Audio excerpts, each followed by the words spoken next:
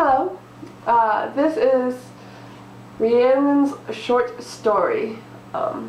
She wanted something with mystery, a strong female character, and something supernatural. Yeah. So, Miss Rhiannon, this is your fairy princess story. There once was a fairy princess who lived in a realm named Magic. As the fairy princess of the realm, it was her job to make sure no evil entered it. The princess trained every day of her life in order to be ready for anything that would disrupt the gentle people that inhabited her land. By the time she was 10, she was ready to take on most enemies that her trainers knew about. She could stop orcs with leap-in potions, fight ninjas with spells to slow them down, and win against any witch in the realm with her karate skills. Everything was going well, and nothing seemed to be out of place for a long time. The whole world knew that this was a special princess who could do anything and take on anyone. It was not until her 11th birthday that any real evil even tried to take her on. She went to bed on her 11th birthday in her own bed, but woke up in a strange bed. She first assumed that some enemy transported her to an odd home on a farm. There was pictures of animals all around the room, with bizarre stuffed rabbits on the shelves. The weird decorations distracted her from the fact that the walls were white and a light baby blue, unlike the normal brown and red colors that most in her realm used as standard colors. The princess cautiously got out of bed and searched for a map. She looked in all the drawers in the dresser, the nightstand, and the desk. She then searched the tiny room with the sliding doors, which were strange, and where simple, weird clothing was hanging from a sideways pole. All of this in a room with a bed was extremely out of the normal for people in her realm. Clothes should go in dressers and in dressing rooms that you could walk in. The desk shouldn't be in a bedroom, it should be in its own study room or a library. And where was the map? She decided she needed to investigate her surroundings and find information on her captives, on the people who captured her. She crept out of the room, unarmed, which she was very uncomfortable with.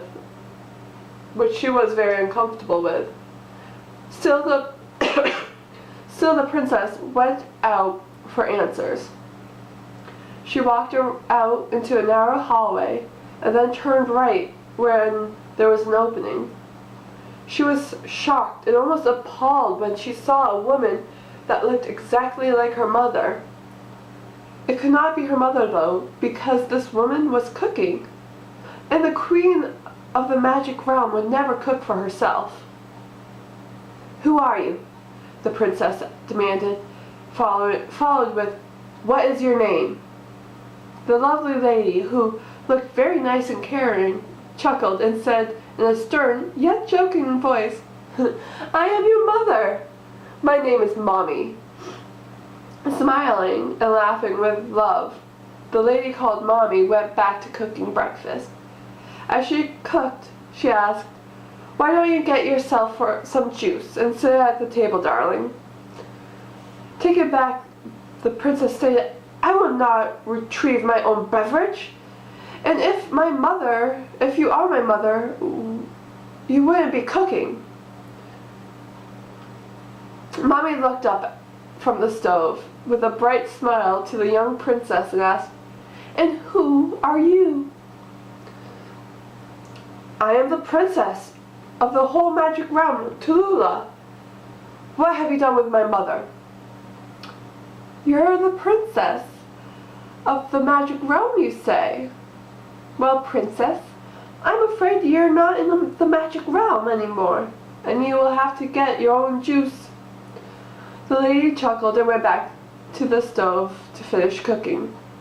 Besides, I don't think there are your favorite pancakes in the magic realm, are there? Why would you make any cake in a pan? Where am I? Tallulah asked. The woman cooking looked a bit confused, as if she was not getting the game they were playing. Still, she shook her head and said, "You are on the planet Earth, in the realm of reality." Tallulah went to speak, but as she opened her mouth, the woman's face dropped and Tallulah felt a hand on her shoulder. The princess spun around, holding the hand, causing the man clad in a black robe to stumble. The princess then was able to kick the feet out from underneath the man, causing him to crash onto his back on the floor.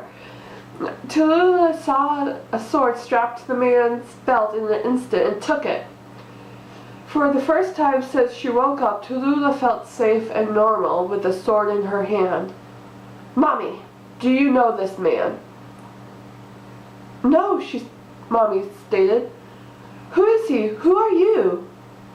"I do not know who he is, and I already told you who I am," Tallulah stated, still with the sword at the man's neck. "You really aren't my daughter, are you?" the lady asked. "No, I do not believe so," Tallulah stated, and continued with, "You look like my mother, but you are not. I can only assume that if I am with you, your daughter is with my mother. I will find her and bring her back to you."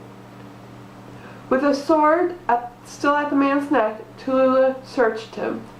It was not hard to find the satchel with the rare portal dust in it. He also had realm jumping paste, which Tallulah realized in an instant that these two items were how he captured her, and how he brought her to this strange place. Tallulah also knew from her realm theory class how to use these two things efficiently. She would be able to get back home and send her counterpart back to the woman named Mommy.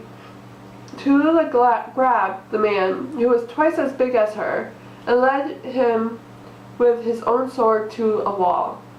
She drew a hole with the realm jumping paste, and then threw the portal dust on it. In a flash of light, the portal opened into the next realm, and the princess shoved the darkly clad man in, waving goodbye to the woman, and jumped into the portal. Tallulah was ready to defend herself against the man, but as soon as her eyes adjusted to the new realm, she was able to see her soldiers already with him. She looked around and found her counterpart hiding behind the queen of the realm. "Your mother is waiting," Tallulah said, holding out her hand. The shy counterpart scurried to Tallulah and hugged her quickly. "Hurry, jump through the portal."